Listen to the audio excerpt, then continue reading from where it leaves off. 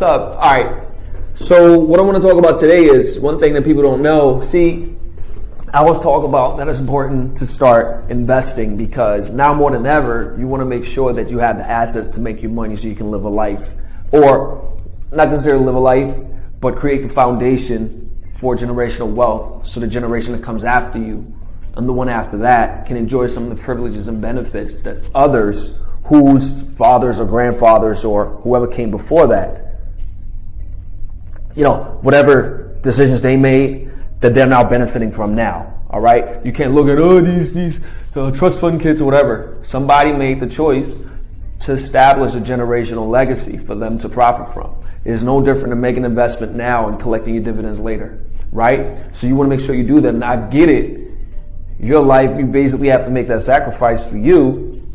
And then the generations down the road will benefit from that. And that will live far beyond yourself. So you really have to be very selfless, right? So who the hell? Okay, all right.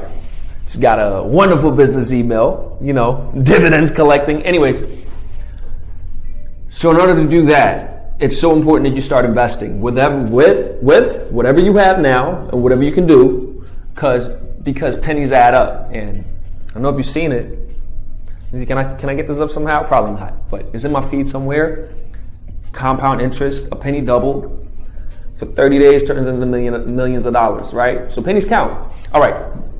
One of the things when it comes to investing is that people say, wow, I don't know what to invest in. I could lose my money. This is true. You do.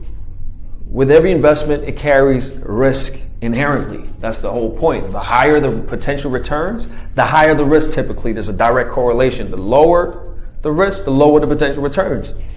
So people go, hey, but how can I make my money and how can I get to spend my returns if it doesn't come? People think I can spend $500 now and make $2,500. That doesn't exist. Only in casinos, and guess who wins? All right. So the point I'm getting at here is one of the things when it comes to investing is as long as you invest your money intelligently into the right stocks. The stock market over time generates a return as an average of, I forget the exact number, it's like 10%.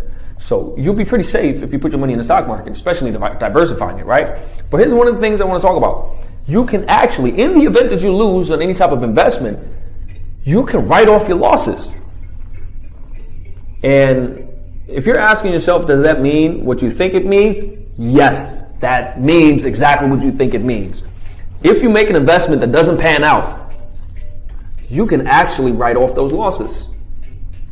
Let me pull it up here just so you can cross-reference it yourself. Matter of fact, let me pull out a pen real quick. Here we go. The black marker. All right. Let me read to you what the official what do you call it? The rule book says. Here we go. This is from Investopedia, by the way, so you can go look this up yourself. This is something that JP Morgan taught me, as a matter of fact, that I'll talk about it some other time. Illuminati. Anyway, realized capital losses from stocks can be used to reduce your tax bill. You can use capital losses to offset capital gains during a taxable year, allowing you to remove some income from your tax return. If you don't have capital gains to offset the capital loss, you can use a capital loss as an offset to ordinary income up to $3,000 per year. So even if you have investments, even if you didn't make money from other investments, you can still write it off your personal shit, right? To deduct your stock market losses, you have to fill out, listen carefully, I'm going to write this up, you have to fill out Form 8949. Can you see this shit? Form 8949. All right, it's one of those billionaire wealth hacks, okay? Now, here's more important. If you invest in startups or other high-risk vehicles, or even something like one of these many retailers that have gone belly up and that have filed for bankruptcy, whether it's really permanent bankruptcy or if it's just for the sake of the books, hear this. Listen very carefully.